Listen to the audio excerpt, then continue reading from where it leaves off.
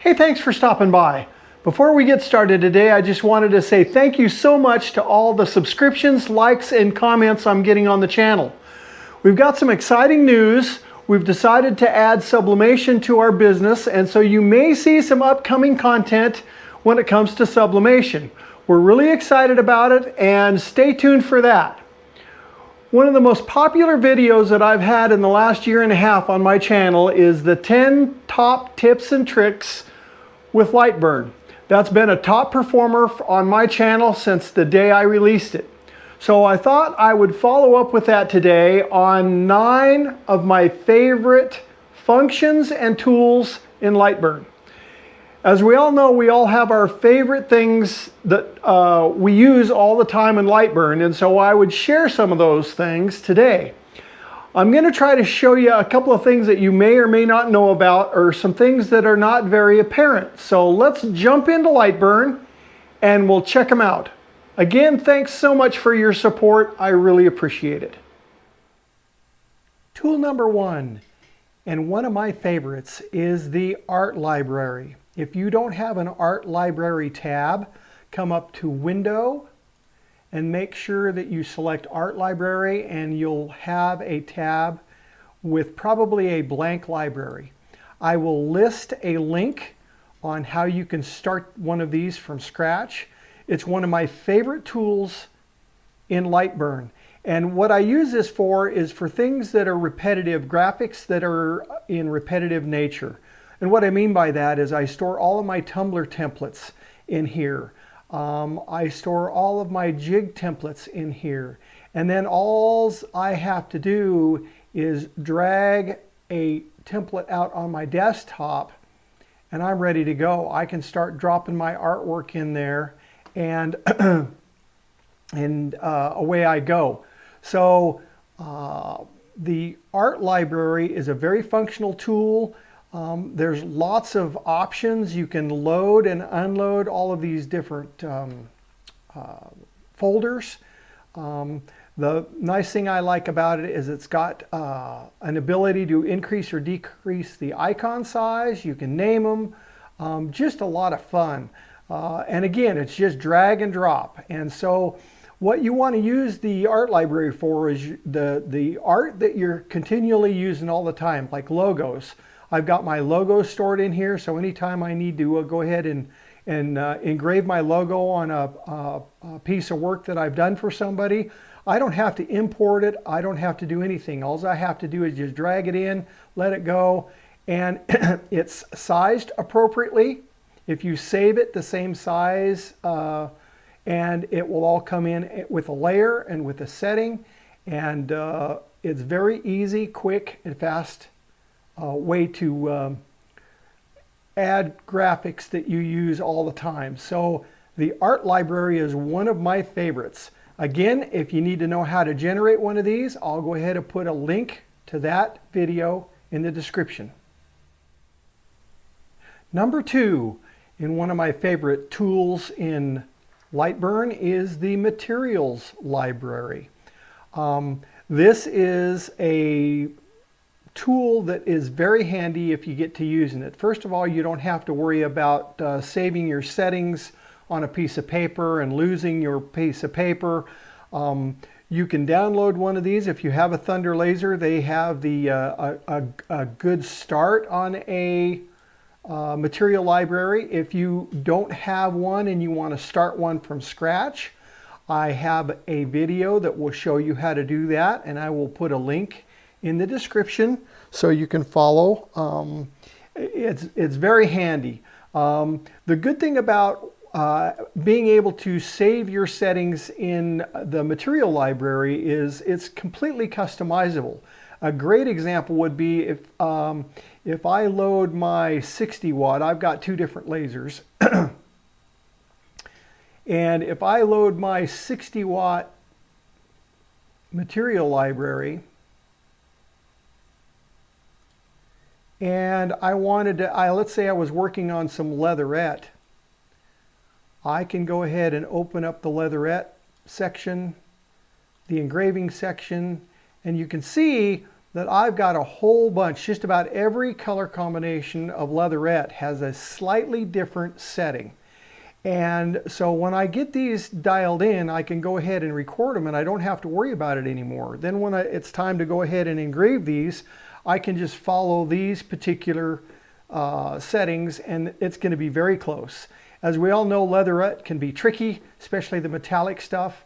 And so this is a real time saver because I don't have to worry about where I put those settings. I can just go ahead and generate these additional entries into my material library and I've got it. Just make sure that when you generate your library, whether it's your art library or your material library, that you put this in a safe backed up space. Don't put it on your hard drive because if your hard drive fails, you've lost all this information. So put it to the cloud or an external hard drive or a couple of different copies in 2 different places. But the bottom line is this is a really nice feature that LightBurn has. If you start to use it, you can amass a pretty good selection of all the different things that you might work on. And if things change, you can go in and modify your settings very easily. Again, if you want to know how to set this up and use this, I will put a link in the description. This is another very handy tool that LightBurn provides. Okay, tip number 3.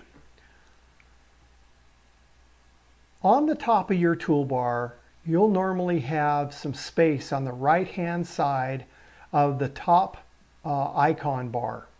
And you'll also notice that as a default, some of these align and distribute icons have little bitty triangles underneath that are actually a drop-down list of commands. And so if I highlight this and I want to align something, I've got to click on this and then I've got to choose whether I want to go left, center, or right. Same way with the distribution tools. I don't really like to drill down when I'm working. So instead of having these drop down arrows, what I prefer to do is I will come over to the window, I will turn off the Arrange tab and turn on the Arrange Long tab. And what that does is that eliminates the drop down boxes where all the icons are apparent. So if I select the Arrange Long, now you can see that I don't have any drop-down boxes on all my align and all of my distribute icons. They're all apparent, and I still have plenty of room on my icon bar. So this is a time saver to me because I don't have to drill down to make a selection on what I need to do from my alignment or my distribution tools. Again, all I did was I turned off the Arrange toolbar and turned on the Arrange Long toolbar. And now I don't have any more drop-down icons. Saves me a little time. Tip number 4. And when I learned this tip, it made a big difference. I used the preview tool to tell me how long the job is going to take to do. So in this particular case, to engrave this logo this size is going to take roughly 4 minutes and 14 seconds. Well, I use this a lot to bid on my jobs, to provide prices to customers, things like that. One of the issues that you might be running into is this might not be very accurate. So it might say 4 minutes and 14 seconds, but maybe the actual time is 6 minutes and 40 seconds. Well, that can be a huge problem when you're trying to generate a price for a customer and it comes out that your engraving time is a lot longer than you anticipated. Therefore, you're not making nearly as much money. So having these engraving times accurate is critical. I'll show you how to fix that if they're wildly off. So what you'll want to do is you're going to have to go to your laser tab. You want to make sure that you're connected to your laser and that it's functional. And then come up here to your wrench icon, click on that, go to additional settings, go there. And right now the reason why your estimated time is off is because this is defaulted and more than likely this information for calculated speeds are different than what's actually going on with your laser. It really doesn't matter what manufacturer of laser you have. The issue is that these numbers that come from LightBurn are different than what your actual controller and your laser is operating at. If you're connected to your controller and you come down here and you say read from controller, it's going to go out and actually take that information from the controller and put it in here. And now after you've got your actual information that your laser is operating under, when you go ahead to do a preview, now your estimated times are going to become much closer. Are they exact? No. I mean, typically most of the time mine are anywhere from 15 seconds to normally not more than a minute difference depending on the size of the job, but they're much more accurate than you're probably seeing with what the defaults are. So if these estimated times aren't even close based on actual time that you're seeing on your runtime for your lasers, just go to the wrench icon, go to additional settings, read from controller, and all it's going to do, you're not changing anything. All you're doing is you're populating this information with the actual information from your controller, and your estimated job times will become much better. It's a big help, and it will make a big difference when you're trying to. LightBurn tool tip number 5.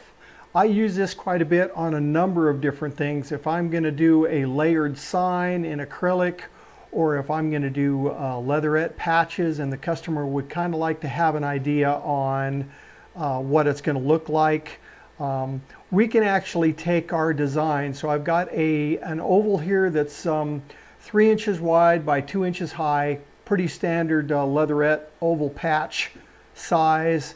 I dropped my logo in the middle of it, and let's say that they wanted a red patch with a black logo and they wanted to know what it looked like. Well, if I just go into, the preview mode, the only thing that we're going to really see is, we're going to see just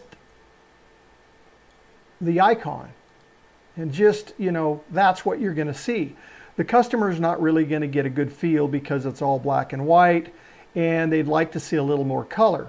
Well, you have the ability in LightBurn to go ahead and fill your designs with the layer color. And so let's say that we wanted to, we've got a red over here, so we'll use the red layer for the leatherette patch and the black logo. And the secret to this is you have to change your modes to fill for both. They have to be under fill mode. And you will also need to remember is how these are stacked will depend on how they show. So the bottom layer always needs to be on top. And so it's just opposite of what you think it probably should be. But anyway, if I have my red layer on the bottom, which is on top in this case, and then my logo on top, if I come up, and they're both on fill mode, if I come up and go window and come down here to toggle wireframe filled, watch what happens. Now I've just filled both graphics with color. Now what I was referring to is if I would switch these, if I would move the black, now the black's on the bottom and the red's on top, and you can see that I can't see the logo. So just remember that the bottom layer always has to be on the very top stack for it to show up. But this is a great feature because if you're doing a stacked sign like in acrylic, and there's going to be 3 different or 4 different or 5 different colors on your sign, you can utilize all of these different layer colors. Now they might not be perfect representations of the color that you're going to use, but it will get you a lot closer than what you had with just using the preview window. And so a quick review is how you turn that on and off is if I go to window, and if I hit it to toggle wireframe filled again, it will go back to normal. You want to make sure that both of your modes are in fill. That's the only way this will work. Now, in this particular case, if you were going to actually cut this leatherette patch out of a sheet of leatherette, you would definitely have to change this back to line before you actually take it to the laser. But to visualize it, needs to be at fill, window, toggle wireframe. There you go. Give it a try. This is a lot of fun. You've got many, you've got several different colors to play with. It can be a real aid to help your customers visualize what they're wanting. Tip number 6, it's a great tool. I use QR codes anytime I can. A lot of times I will put in my logo, or I'll engrave my logo along with the QR code on the products that I make. The nice thing about that is it will take you to your channel or your social media site, and that way your customers always have the latest and greatest information. And so I'm going to show you how to use a QR code generator. If we come up to Tools, Create QR Code, and this is where people get confused because nothing happens. What you have to do is you've got to draw a square and let it go, and then have your link already copied. So all you've got to do is paste the content in there and say OK. And if you and you want to set your mode to fill, and if you preview it, if you scan this code with your phone now with your camera, it should take you to my YouTube channel. And so the nice thing about this is you can direct your customers to your business page, to your web page, to a particular social media site. It's a great way to use the QR code generator. And I've had these work pretty consistently as small as ½ an inch. Anything smaller than that, I've found it can be not very reliable. It just depends on the lighting on your QR code, but give this a try. Adding QR codes to your branding can make a big difference on how much traffic you see in your social media or on your website. Give it a try. It's a nice feature. Tip number 7. Usually I use a lot of jigs in my business because I produce a lot of multiple items of the same kind. And so this is one of the few times that I use absolute coordinates, but it's a real time saver. And the way I would typically do this is I would drag this jig template out from my art library. I would set it up. I would make sure that I'm in absolute coordinates. And then what I would do is I would select the little Google icon, I call it here, but it's basically set laser position. If I select that and I come up here to this target and I select my target and I click it, at that point it's going to drive the laser head over to that part of my bed. Then what I would do is I'd actually go to the laser and place my actual jig target right under the laser pointer there. And then from there what I would do is I would drive it from here down to here and adjust this one.